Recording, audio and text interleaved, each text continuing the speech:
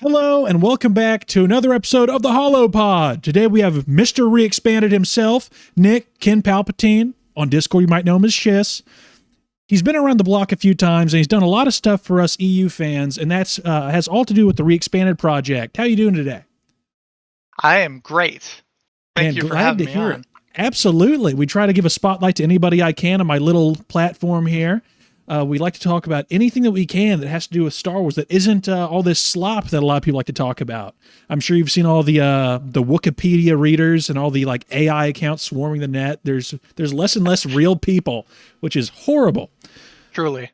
So, in the wake of all this, the AI people and these horrible people that are just kind of like drive-by fans, you have taken it upon yourself, and obviously all your writers and whatnot, to kind of carve out a little space for people that love the EU and maybe have read everything, maybe are just looking for something new, but are creating new things for people to enjoy.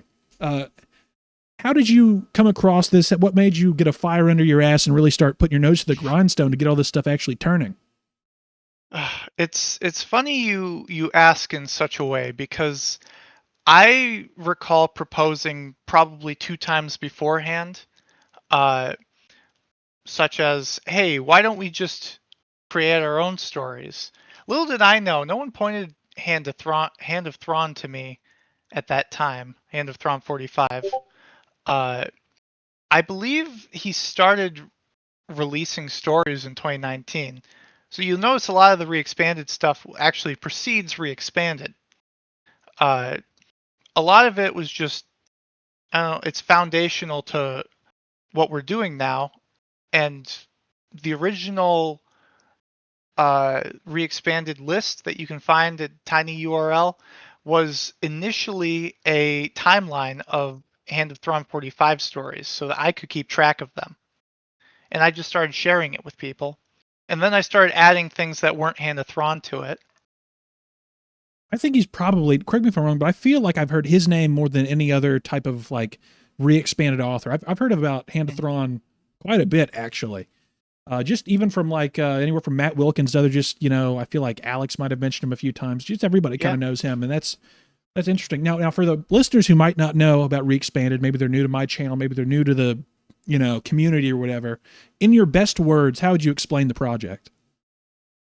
Re-expanded is um, a personal shared headcanon of many, many fans that we have chosen to subscribe to because we do not anticipate getting more expanded universe stories in the future. So we have essentially taken to creating it ourselves.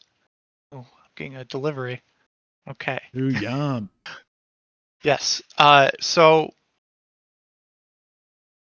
yeah, I would say Re-expanded is sort of a master's thesis to the EU. It's I don't mean to gatekeep, but if you haven't read the EU, you probably won't get a lot out of these stories. It's you know it progresses over time. Oh yeah. And that's not to say that if you haven't read every single EU book, you can't get something out of it. You absolutely can, Mm. because I think the best gateway into any one of your like projects, or probably your guys' Tales series, because you can kind of just pick Mhm. a time period in which kind of like, as many of you know, the original Lucas Arts run, they had Tales of Mos Eisley, they had Tales of Jabba's Palace, The Bounty Hunters. They had a couple of Tales books, and Nick and his boys, they've made a few others, like for Pod Racers, for the Knight Rider, which is the club in Attack of the Clones. Outlander. Outlander, my bad. Yeah, The you want to buy some deck sticks? That club. And that club. they're working on one that I'm going to be on, Life Day, and plenty of others. They've got plenty of others in the works. And if this goes into another thing, if you guys have any big projects you're either working on or something you would like to kind of get people anticipating for, some type of hook to put in them, is there anything you can Mhm. tell us? Any scoop? Any future scoop? Yeah, yeah. So this isn't a secret for sure. We kind of ended up plotting out the plot for 1313. Ooh. Yes. Now that's Tales from the crazy. Underworld. Well, actually, no, we don't call it that anymore. Someone proposed we do Tales from the Underworld 2 days before they announced Tales from the Underworld. So we had Oh, to change it to Tales from the Coruscant Undercity. now that's got a lot more. That's a lot more flowery way of saying it too. So that's kind of nice, just as is. Yeah. hmm So So it just ended up becoming 1313. now that's great. Now, where are you pulling from? Like, obviously, there's the trailer out there. I'm not sure if it's leaked or not, but there is a trailer. Yeah. And are you pulling from like have game scripts leaked, or are you just kind of like with what we know with our prior knowledge, or are we building upon what we think would have happened? We are definitely taking creative liberties with it. Um, it's interest. I mean, I saw the gameplay trailer that they released at E3. I saw probably the Boba Fett footage at some point. Mm-hmm. Um, what someone showed to me fairly recently was uh, it was completely downscaled. There was no textures on anything, but it was another section of the game where essentially you work with a droid Ooh. and what was it? He like heals you. There's these combo moves that you can do. So we have kind of been figuring out the best way to adapt a story which slowly became a Boba Fett story. So there are things that I think are retaining that they probably would have scrapped entirely. Yeah, no, because obviously with literature, there's no like, well, how do we make this game mechanic work? Instead, you're just writing it down. Yeah. So that I haven't ripped apart the game design documents of 1313 by any means. I've done a lot of research, but not that much. So there's definitely a lot of cool stuff that I'm sure you could find from some type of game designer document out there somewhere on the web needs to get the Yeah. dust blown off of it. That's awesome. I feel like there could be, depending on however you market it, this 1313 adaptation, whether it catches ground, this could be like one of the few outlets people can really get for all the scrapped games we've seen over the years. Because 1313 is the biggest one, but there hasn't really been a faithful adaptation to the storyline we saw in Battlefront 3. And that's a pretty interesting thing. You've got two Force sensitive clones, and I realize that's kind of iffy for some fans, but it is cool. And they're going through 66 all the way up until after Endor. So there's a few spots that have rich stories that never got put to paper, like Force Unleashed or something did. Some very cool stuff. Yeah, I mean, are you familiar with the Force Restored? No, I am not. I do not think so. Yeah. Oh wait, hang on. Is that the Force Unleashed? Force Unleashed 3 novel? Yeah, I remember seeing that in the Cord the other day. I saw that. I skimmed past. I was like, that sounds awesome. Yeah. Yeah. That's the novelizations of Force Unleashed really change the universe of the game. Less gamification. It makes it believable. Yeah. Because obviously, Force Unleashed, there's so much batshit crazy stuff happening all the time. And obviously, Starkiller just whooping Darth Vader and Emperor Palpatine's ass left and right. There's a lot of stuff that's kind of like, whoa. But it is awesome. It is badass. You can let it slide when you're seeing Starkiller doing the crazy shit on Earth. But I'm glad that the novelizations kind of ground him a bit, or at least, make it more believable. Because that whole... I realized that for a lot of fans, the canonicity of Starkiller as a whole is kind of sort of in question. But personally, he fits right at home in my mind. Yeah. He's there and he's doing the coolest shit you've ever seen. So who was writing Force Restored, and is that a finished product? Because I only saw that in passing. Yeah, that's Gregory O. Scott. That I'd say it might have been made after Re-Expanded came out. We might have added it later on, and that was probably when Greg started doing less mainline Star Wars pieces. Because a lot of the stuff he had done before sort of has a linear feel to it, with the wrap-ups of Republic Commando and Coruscant Knights, going to a bridge story between the X-Wing comics and the X-Wing novels, until you get one through each era, and then you got Sword of the Jedi all the way to Legacy's End. But Force Restored is very much its own novel. You don't need anything other than the other two Force Unleashed books in order to read it. Now, for those in our, in the audience who may be listening, if they didn't read the Force Unleashed 1 and 2 and just played the games, maybe they're super big game fans, but they never got their hands on the novel, would that still translate well for them? I think more or less. There's, I think Force Unleashed 2 novel takes some creative liberties and weaves more events throughout the game, which I recall being about 6 hours long. Yeah, it's not very long, but I mean, they even had the graphic novel tie-in with Boba Fett. That's awesome. Oh yeah, I loved that. Mm-hmm. Man, so for those of you out there, that's another thing that we can link to. Is there a website or lovely fans can go and see all this in order, or even just well listed? Where can they go? Oh yes. So I've made it very easy. If you want to type in tinyurl.com/reexpanded, it'll pop right up. We will put a link in the description for anyone interested. Yeah.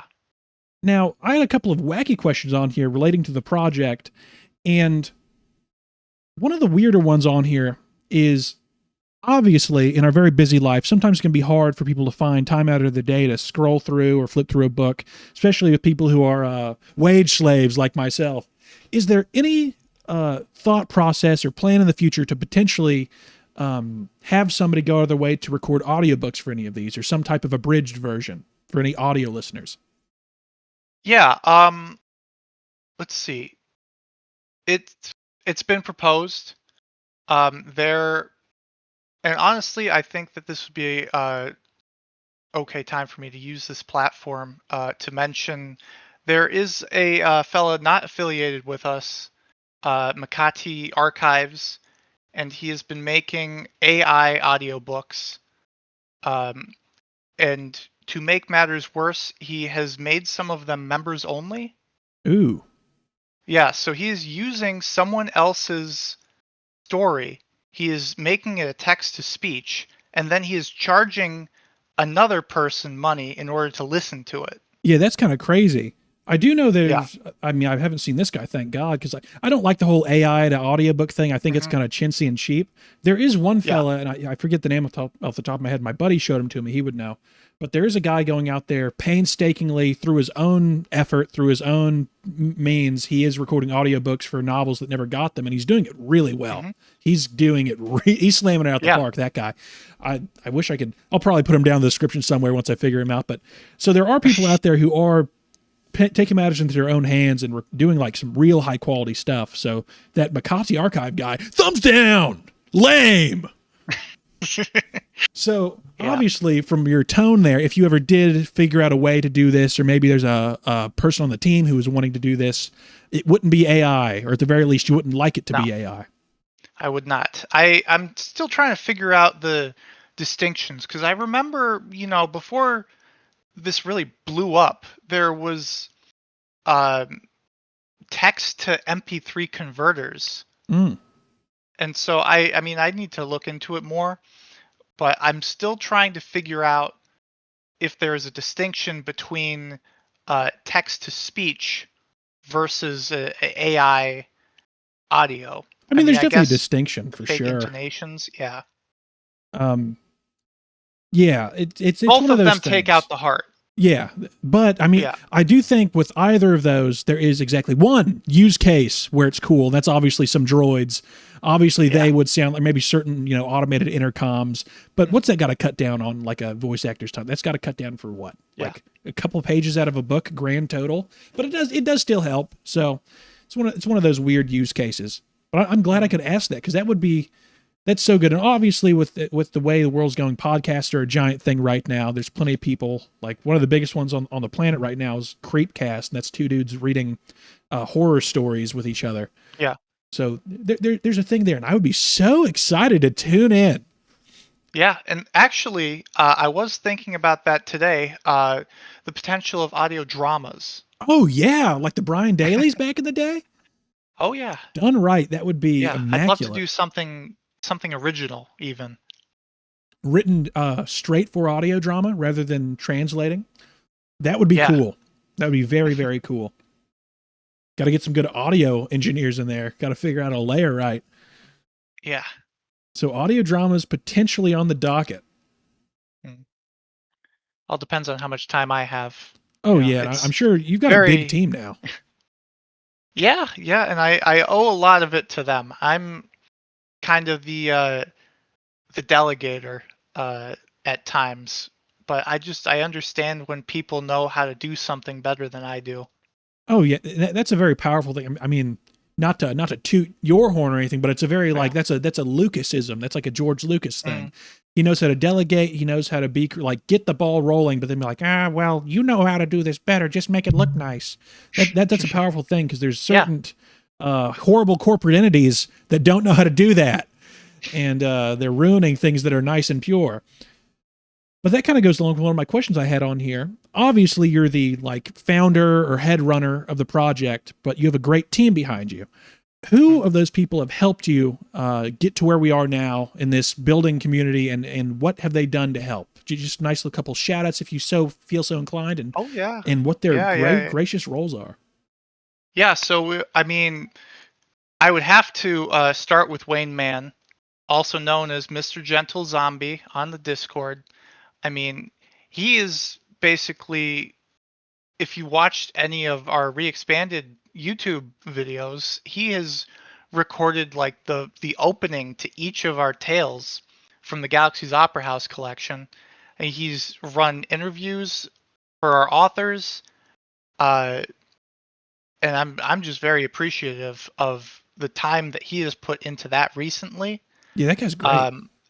Aside from editing these with me since the beginning, uh, I mean, I have an English degree, so it's not like it's out of my realm. But editing that stuff, could not have done it without him. I could not have done it without Mortis, also known as Astrid Meadows, who has been editing with us since Outlander Club, has written Dark Days, has been maintaining continuity with us.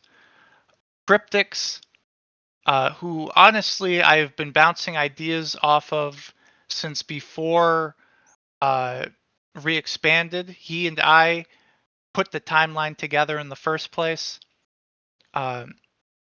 Stuart Bailey and Darth Lulu, the OGs of making a physical print, and they have done immaculate work. Those prints are nice. Those Yeah. prints are very, very nice. Let's see. Find one at the moment. What's good? Who is the person you're talking about the same person who did the artwork for the novels, or is that someone else? No, that is my friend Bryce Charland, who you can find on Instagram and Facebook. He is an artist. Yeah, that work is very good because it looks obviously. straight out of like the Bantam era. It looks nice. Yes, he loves hearing that too, and I tell him that all the time. Whatever This he's is actually doing, not one of those, but it's beautiful. yeah. So Yeah, originally I was going to use concept art. Oh, thank goodness you did. I mean, not the had the concept art is opportunity, bad, yeah. but the guy you've got, that's the Babe Ruth of making beautiful art for a Star Wars book. Because it looks as if it was done back then. It's seamless, really. And that's wow. So obviously this whole thing it's a love letter to the expanded universe, just in general. It's a love letter to Star Wars whenever it was still alive and beautiful. Yeah. On a great tree on a spring's day. But nowadays it's not so good. But there's so much love that goes into making this. What kindled your love for the expanded universe and got it stoked to the point it is now? What are your favorite book series? Your favorite books in general? What's your era of choice? Lay it on us. Yeah, yeah. So I mean, going kind of backwards, New Republic era, definitely one of my favorites. There's actually a side project I put together, and that's very much like when we feel like it. And I call it well, first I called it Bantam 2000, and then we have renamed it Bantam Menace.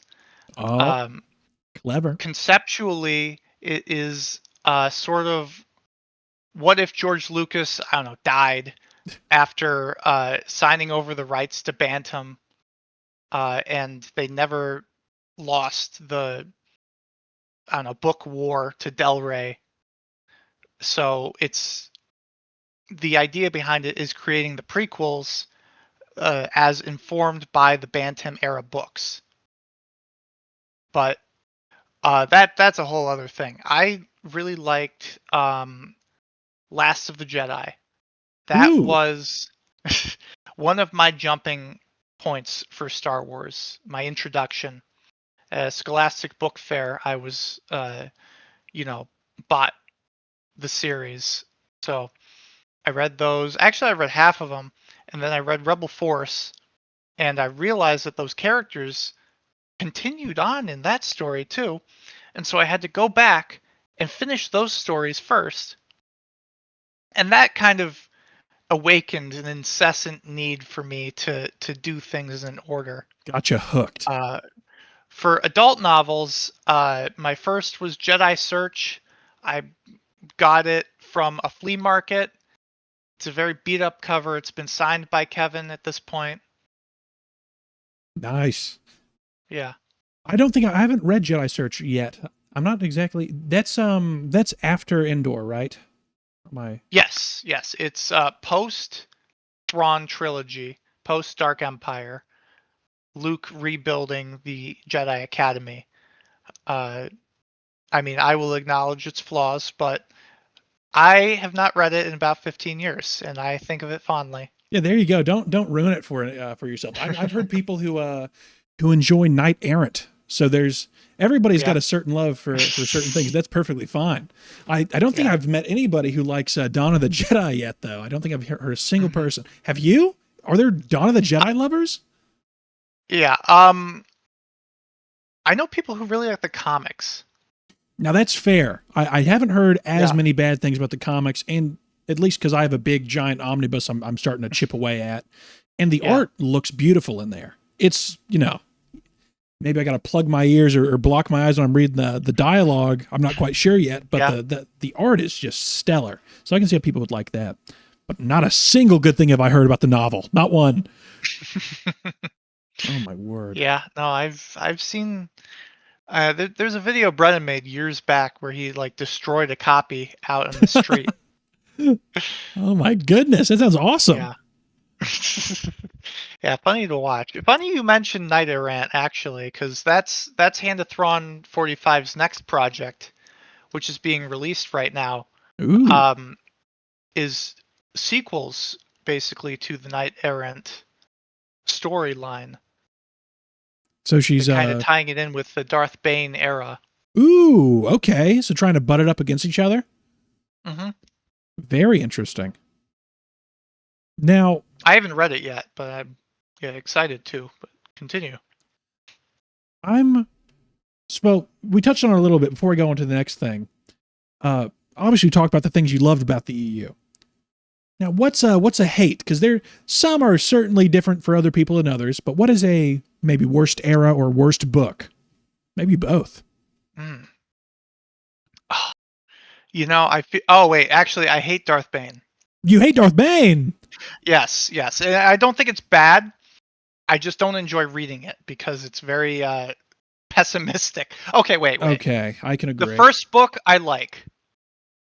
The first book makes sense. After that, they they kind of just do the same thing two more times, and then I kind of felt like they were going out of their way to maim and kill every character that appeared in the Jedi versus Sith comic. Oh yeah. Yeah. Yeah, the oh my goodness, because I was on the I wasn't sure about what you were saying at first, saying it was bad, but then I do Yeah. agree. I think the first book was it Path of Destruction. You see Bane before he's Bane. Awesome dude, cool guy. Yeah. He's going through all his trials and tribulations. Awesome dude, cool guy. He becomes Bane. You're still like, fuck it, I like Bane. He seems cool enough. Yeah. And at one point in the book, it goes from Path of Destruction to just out of nowhere switching to the Jedi versus Sith graphic novel. And Bane turns to him like, I like this guy, to holy shit, you're evil. And it just on a dime. And he's like, I'm killing your kids in front of you. Why? Because I'm evil. And you're Yeah, just, that was he turns into the most evil guy ever. And I'm like, I don't like you anymore. Where did this come from? So I do agree with you. And then I started reading the second book, and I'm all for dark stuff. I love the dark stuff about Star Wars, but I don't like it when it's like dark for like dark's sake. And it gets to that. I was listening to it at my job, and I got to the point where Darth Zana was on like a ship trying to go to another planet. She's like 10 years old or something. Oh yeah, that's really early on. And then she starts doing evil stuff to very kind people. I'm like, I can't. Yeah. I feel horrible right now. I can't keep reading this. So I changed to Cloak of Deception. I've been having a good time with that. So I feel what you're saying. It gets very dark. I'm like, I can't. I know. No, thank you. Jeez. Mm-hmm. So does that mean by proxy your least favorite era is the Old Republic, or am I just making too far of a leap with that one? I mean, I guess if we were to go with least favorite, it would probably be the Dawn of the Jedi era, assuming that counts separately. I think I'll it's give it to just you. I'll give it to you. too abstract for me to really get into. Now, something I didn't have written down here, but I'm very curious as to your opinions on. Depending on who you ask, what I'm about to ask you is either official Lucas canon or to others it is not at all. And I'm curious as to your opinions and your thoughts on the now widely known Supernatural Encounters book. Yeah, well, I mean, let me show you. Where is it? Hard thing to go missing. It's 10 pounds.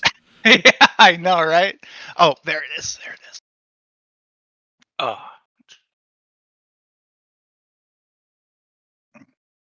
Lugging it across the room, the whole room shaking. Yeah, come on, you. There we go. Ugh. All right, so I have the Gen 1 copy. Biggest book ever made.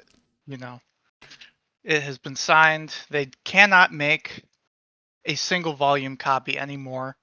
Really? I think I was it's they also added like 200 pages to it. Oh yeah. I know he's been adding on to it. I missed out on whatever this last edition was. I missed it by like a month or two because I'm very new to even like knowing about this book. Yeah. And I was like, well, can I? Nope, missed it. So I just have to wait for however long and hope I get lucky. But yeah. So go on. Yeah. So I haven't read the whole thing. I can't blame you. It's a fucking Leviathan. I will admit that I think I've read the there's an abridged version that came out in like 2019. It's about 300 pages. That I liked. I think the framing story of Arhol Hextrophon, that's interesting to me. I think I struggle to pay attention when it gets into a more not telling the story, but sort of, I don't know. It's like you're reading a tome, or whatever you were saying. So I don't know. I guess I just can't follow it. I know plenty of people who've enjoyed it quite a bit, and like I was saying, game respects game. Joe should be proud of being able to put something like that together, because It's a labor of love. That is, it's next level. And you have those beautiful illustrations in there. They're just like crazy. Oh yeah. That is, for those of you who haven't seen this book or heard about it, it is a Star Wars novel that's like, he was technically licensed and like given the green light to write it, but then the Disney bought it, and it's like this weird legal gray area. So it's up to you whether or not you consider it like canon or not. I do personally, because it's just so impressive. But it's this. I mean, you saw the fucking thing. It's 10 pounds. It is the biggest book you've ever seen. Hold You it could, sideways. if you dropped on your foot, it would break it at the wrong angle. It's Probably. Yeah. it is crazy. And it's just such an unbelievable labor of love for every single page, telling such a story. And it gets into the most like esoteric, crazy, like back alley lore you've ever thought of. Anything you've ever read that was never explained or hardly even touched on, it is in there somewhere. And it's done to such an extent it baffles the mind. I was flipping through just to be like, well, there's no way I'm going to spoil it for myself. There's 1 billion pages. And I came across one of it was either a chapter or a illustrated page. It was talking about the origin of Dejarik, like the game Chewbacca and Han Solo play. Yeah. And I looked at it, I said, what in the fuck? And from that point, I was like, okay, I love this book now. Of course I want to know where Dejarik comes from. It came from real monsters battling. Oh, I just unplugged my charger. So it is crazy, and it's very hard to get your hands on a copy. For those of you out there who aren't made of money, try to wait for another edition to come out. It's bound to be in the next year or so, hopefully. But so you're saying game respects game, and you're all there for it. Now, would you ever? I'm not even sure if it's possible, but would you ever be open to making a book in the same like ilk, like printed, illustrated, that type of thing? Or is that completely out of the realm of possibility? I mean, you could say that our Tales books are kind of like that. There are illustrations on the inside, but obviously not in the same way. The thing that we kind of have been discussing is new essential guides of some sort. I've heard about that. And that would be stellar. Let me just be the first to say, anything like the RPG books or the source books or anything like that, that is some of the most underappreciated in the wider community out of anything else I can think of off of Star Wars. Because it's, number one, just hard to get your hands on any of them. It's very difficult to find them in the wild. And number two, they're very expensive. But if you're lucky and find them for a good price, flipping through a source book or any of the essential guides, it really is it's next level. And getting more of those would be, it tickle me pink, I think. So do you have any, obviously in development plans or any like vague ideas you have for the series? The one that comes to mind is definitely the new essential guide to characters, the re-expanded guide to characters, I guess we would call it. Who knows when that would be released? I mean, Wayne kind of released a guide to alien species. That kind of in review as far as we're concerned. Some of it, we're sometimes we grab a little bit from canon, the way that they grab from legends, and usually it's set dressing stuff, planets, maybe some aliens, but not too many of them. Yeah. There's definitely a tasteful way of doing it. Like you said, Disney does it with us, so why not do it with them to a tasteful degree that's not stamping all over everything. But I know Brennan's got a wealth of knowledge as far as species are concerned and stuff like that. So having a think tank of similarly minded powerhouses would be crazy to see what they can come up with. Yeah. Maybe some original species. That's actually something I like quite a bit. Well, a side project, something that kind of led me to these spheres was my obsession with unlicensed RPG material. Ooh. So I have painstakingly found scans of a lot of these books, which were more produced, they're not books, they're more like articles that were produced in gamer magazines of the 90s. Mm. Stuff that was made more for the game than for the Star Wars universe, but stuff that's compatible, you know. Yeah. Um, but there's some original aliens that were added in there. Some stories, things that sort of have been acknowledged as EU canon to a degree. But we can drop a link there as well. I've got a Google Drive. I've actually, if anyone is prolific enough to find what's left, because I'd say we've got about 7 named articles that I'm still on the search for. Really? Yeah, they're in French, and a lot of them are in French actually. I think 2 of them are in English, but they were. Are you familiar with zines? Yeah. Yeah, so these were released as zines. So some guy in his basement basically made a magazine. So there's no record of it. There's Wow. advertisements in other magazines of them. But other than that, I mean, Chris Nelson might have one of them. Yeah, because I know Chris Nelson, like I know for a fact I saw him selling some of these like RPG magazines a couple months back, because that dude has fucking everything. The guy's insane. In a good way, insane in a great way. Yeah. Just to clarify. But yeah, if anybody has them, he might, because those are any ounce of EU out there is worth documenting somewhere. It's beautiful to hear we're still on the hunt. There's still stuff yet to be found. Now, let me see. Let me bounce around here to a few more of our beautiful questions. Do you have any potential cons coming up that you'll be attending? Because I know that you made an appearance at what was it, Legends Con or Legacy Expo, and you had a booth. So we did a booth at Legacy Expo. When they do another one, there'll probably be a booth there too. As far as other cons, part of me had thought about going to Celebration, but it's at this point, no, that's not. And I certainly wouldn't have a booth there. I can't imagine how much I'd have to pay. Yeah, probably actually, literally an arm and a leg is probably what you'd have to pay. Yeah. You have to pay your soul. But yeah, the thing with what I am in charge of is that there's a very limited amount of conventions where I would really get eyes on me.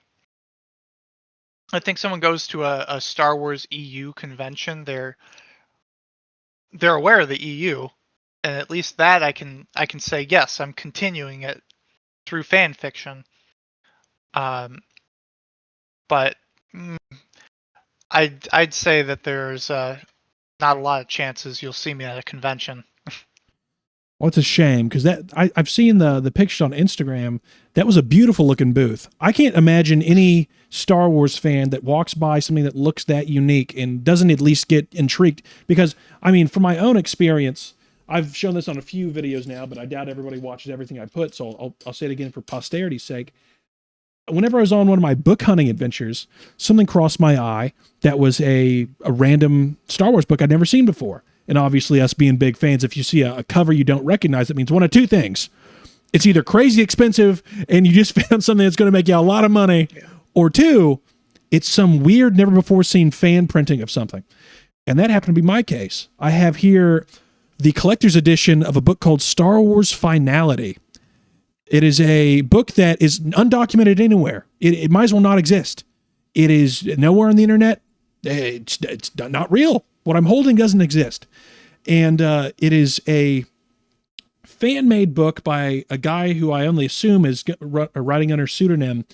It's a Courage Min, and it's a book, essentially, it has an absolutely batshit crazy back. I'm going to very quickly go over the last couple sentences over the back, just so you yourself have a way of understanding just how crazy this is.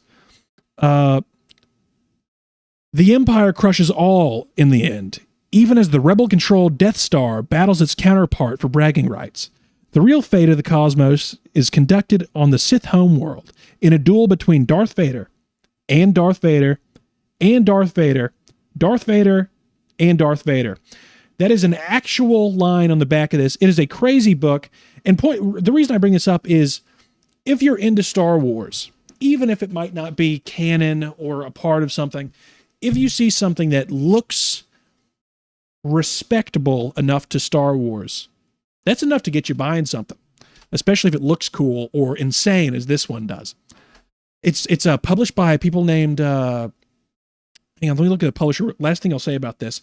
Bound and Gagged Publishing made this. It is a crazy little thing. And so what I'm getting to here is whatever next convention you go to, as long as the EU can actually form a cohort and not go at each other's throats like this last one was, you might have a lot of people super interested, because people like myself, I know I'm not the only person that looks at crazy stuff like this or your beautiful covers and goes, fuck it, I'll bite. I'll see what it's all about. Because as much as people love to say it's not about what's on the cover, it's about what's in the book, the cover is a very important thing. It gets eyes on it. I would honestly say the physical book gets eyes on it. Absolutely. So much more than listing it online. Although I usually do a lot of my reading online, but I think it was around that time we had a booth and we were showing off all these books that we got an influx of people interested in what we were doing. It was almost like a proof of concept. And at that convention, we gave away 30 books.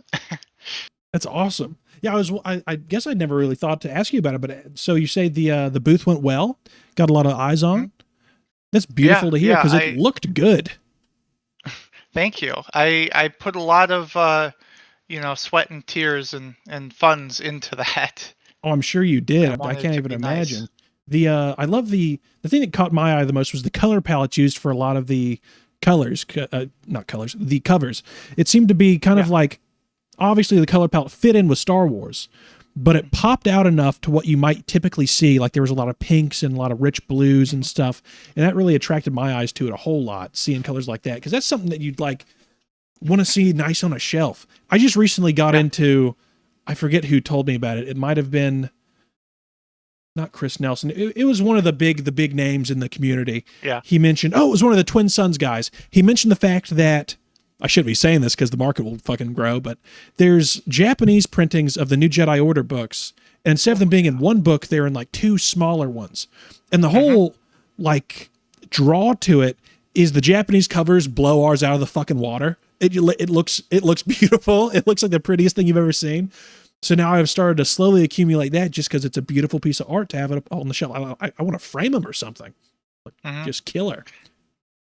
Yeah, no. The what's his name? I'm not gonna try and remember his name.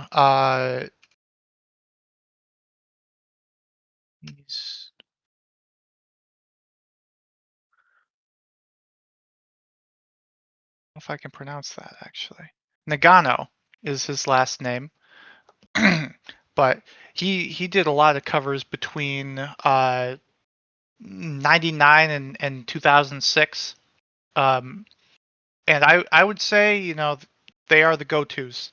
If you want to print out a book cover, you try and get some of that art.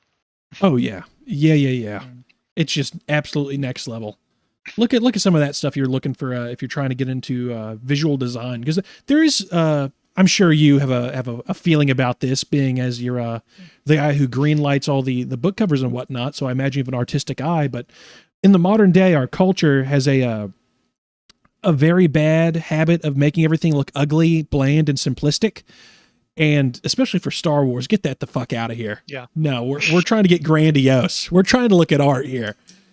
And you've been doing a great job at that. I mean, even with some of the newer EU book printings, I'm sure you've seen the fucking god-awful Dawn of the Jedi cover.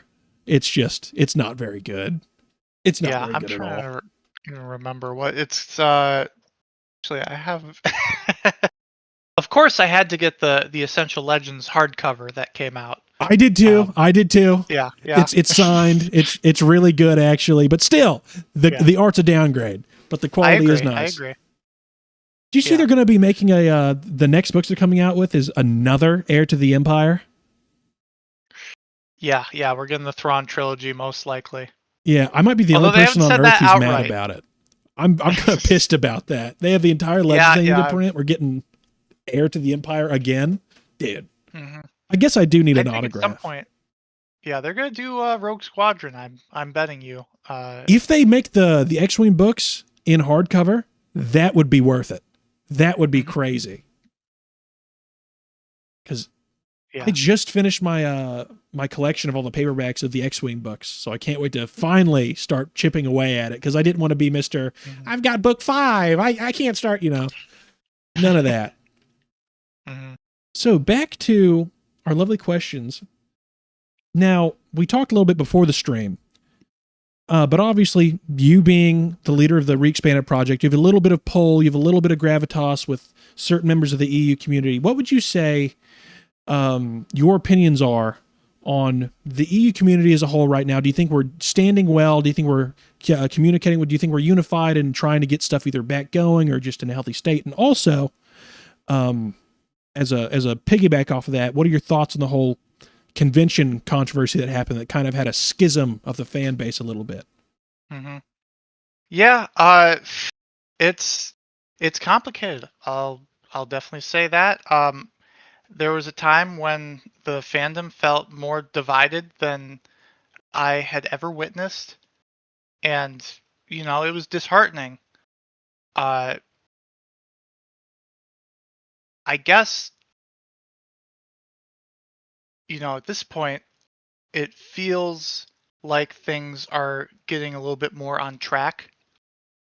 Uh, I went to Legends Con. I went to Legacy Expo. I have friends across, whatever sides you want to draw, and so it's complicated for me.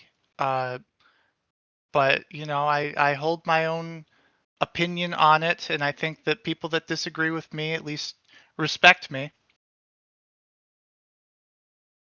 So I personally am excited to go and to another Legacy Expo. You know, Now, is there any roadmap as to when the next one will be held, or is that still kind of up in the air? it needs to be in 2028 because there's a clause where you can't have um, legally those are defined as charity events or fan conventions.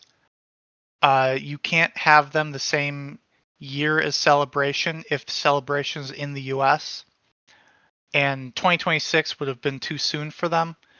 So they kind of had to, uh, you know, plan for it being a ways. Now, do you know where do they have like a list of potential areas they might be doing it, or are they going to stick on the West Coast? I have on good authority that it would probably be East Coast. Thank God. That seems to be the intent. That would be wonderful for me in Buffalo. I could take a train. Yeah, same here. Ohio boy. Yeah. Let hmm something happen on the East Coast, please, for the love of Yeah. God. It sucks over here. I get it, but fucking give a man a bone. Jeez. Yeah. Sick and tired of all these West Coasters getting every ounce of the love. Sick and tired. Yeah. Come to Indiana. Don't go there. That's what's worse than where I'll I tell live. you, I flew to California. I mean, I'd never, well, no, I'd been to California before, but I've never flown by myself. I did not want to pay for a suitcase, so I took a backpack, and that was all. And I stuffed clothing in it, and I stuffed 4 books in it, and that is how I made my way to California. I gotta ask, what books do you take? What were you getting signed there? I think I selected 1 book from each of the authors that was there. Maybe I had 5. There was 4 hardcovers and 1 paperback. Children of the Jedi, Barbara Hambly was a paperback book that I had her sign. I brought Shatterpoint for Ooh. Matthew Stover to sign. I Jedi for Michael Stackpole. Who else was there?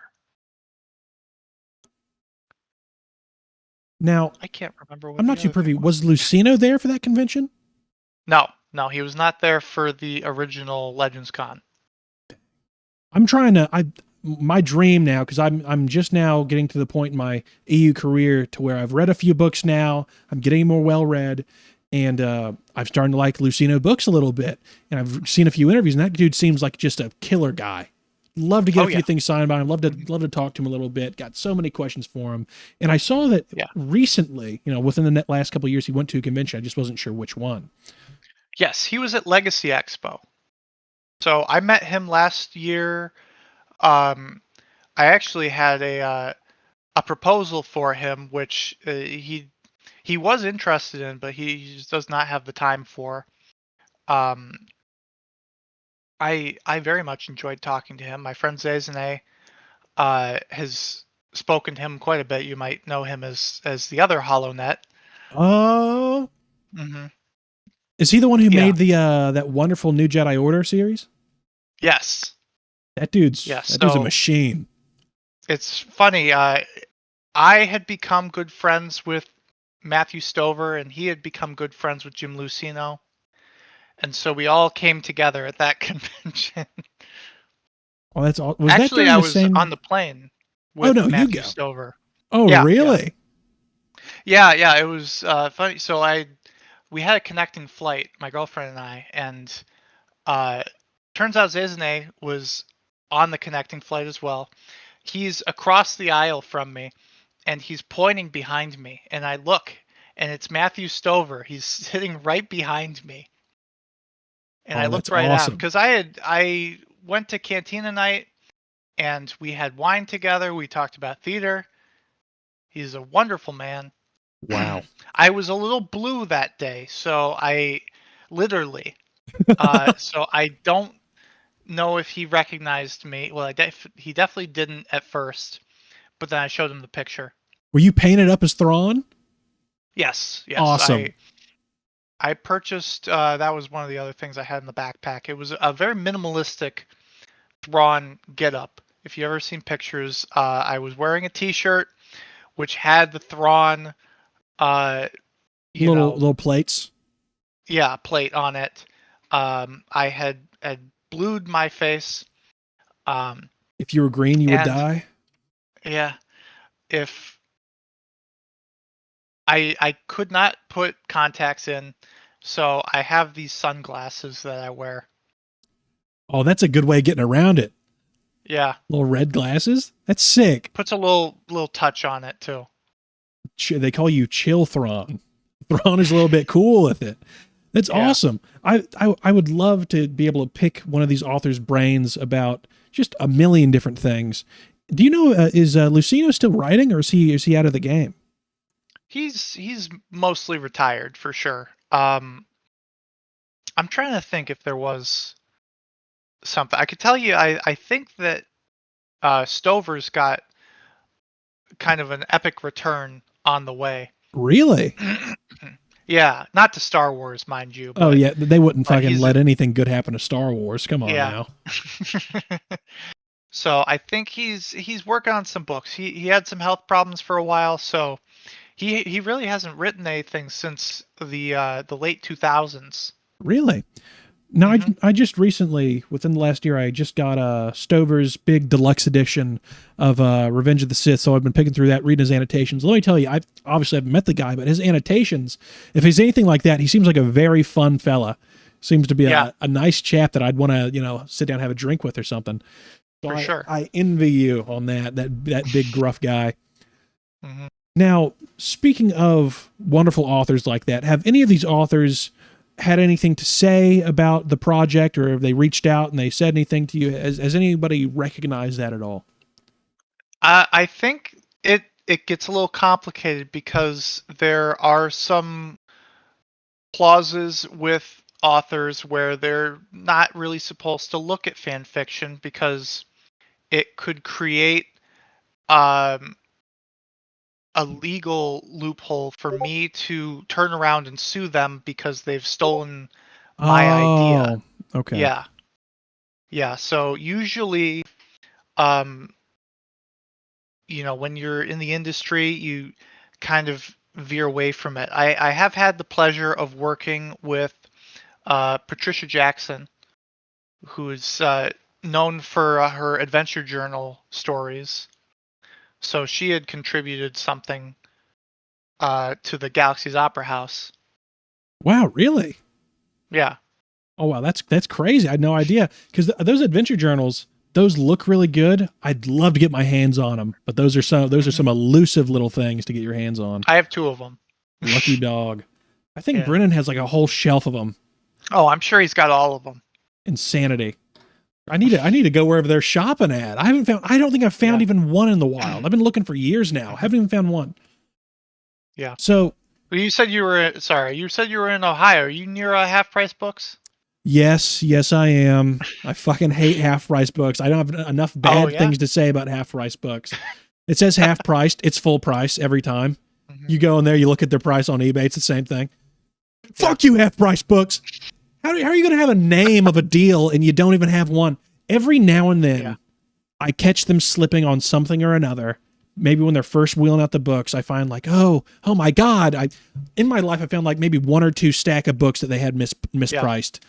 But at least in my neck of the woods, they never, ever check the price on the kids' books. So I've came out with some Galaxies of Fear and some other Clone Wars adventures. So there is deals to be had, just none that you would think. But I did live next to a place called Second and Charles. That place has deals out the ass. They have every book you've ever wanted for like $2. I'm like, so that's a place to go. Let me see here. So we've gone through a whole lot of stuff. Ooh, here's one thing I haven't gone over. Obviously, the Re-Expanded Project has a YouTube channel now. You mentioned it a little bit earlier. And that man who's been doing all the interviews with the authors and all the editing on there, I forget his name. I haven't talked to the guy personally, but I will say he's doing a great job. And I love seeing all the thumbnails pop up. I click on them every time. Do you guys have any plans for future videos or future, I don't know what you call it, marketing, whatever you'd say, any projects for that YouTube channel coming up to people have their peepers out for? Yeah. So, well, I mean, if you're already aware of the books, it's kind of moot, but I've been trying to kind of draft Reading Rainbow-esque advertisements for some of our existing stories. Nice. Definitely would like to do some more author interviews. It's I generally, I'm glad that you asked to interview because I have trouble starting these and organizing them. I've been putting off doing a group one with some of the guys just because I would have to initiate it. But I love doing them. Yeah. Yeah. No, I know all about. Sometimes it's hard to start something up, but once it gets going, it's nice. But I think everything you guys have been doing, the author interviews especially, it's always nice to have people who are knowledgeable about things and passionate talking about them. And you can't get enough of it. Like we said, we started this whole thing off by making fun of the AI book readers and all these slop tubers. Just kind of, it really is sad as a Star Wars fan seeing these people who have sometimes thousands of subscribers. I mean, look at Star Wars Theory, that sometimes they're just reading off a fucking Wikipedia article and they're eating it up. And there's, once you really break it down, because I was in this trap for such a long time watching YouTube channels of people who there's no emotion, there's no deeper thought. It's just reading off a page in the lamest way. And we need less of that and more people coming together in these roundtable meetings, like you said. So if you can organize that or get someone to delegate, that would be beautiful to see because there's so many brilliant minds over there, artists, editors. Speaking of Stover, in one of the annotations I wrote, one of the very beginning of the book, he made sure to mention, this book would be absolutely nothing if it weren't for my editors. And he listed them off. So every single cog in this machine that you've concocted, no matter how small, is integral and has a story to tell, and that's beautiful. So it does look like we're coming up on precisely an hour. Look at that. So would you have anything to say to anyone who may be listening, any way to reach out or get incorporated into this project or become a reader? Do you have anything at all to say? Yeah. Well, there's going to be various links. You can follow me on Instagram, Ken Palpatine. You can find us on Facebook. I believe it's just re-expanded. It's going to be the RE. It's going to look something like this. Yo, that's awesome. Yeah. That was because we raised $1,000 Oh, that's for sick. our Outlander Club book cover. That is the coolest thing ever. Yeah, they say to get a tattoo that's important to you, and re-expand is my baby. So I no respect regrets. the hell out of that. Looked Yeah. good too. It'd be horrible if it came out and looked like the R is too big, but no, that's awesome. So we have someone who's willing and able to fight for something that he's willing to have tattooed on his body. No, everyone can respect that. That's awesome. Ken Palpatine, ladies and gentlemen. Any links that we talked about today, so long as I remember, should be below us. Click away. Thank you for your time, Mr. Nick. And we'll see you next time on the HoloNet. Bye.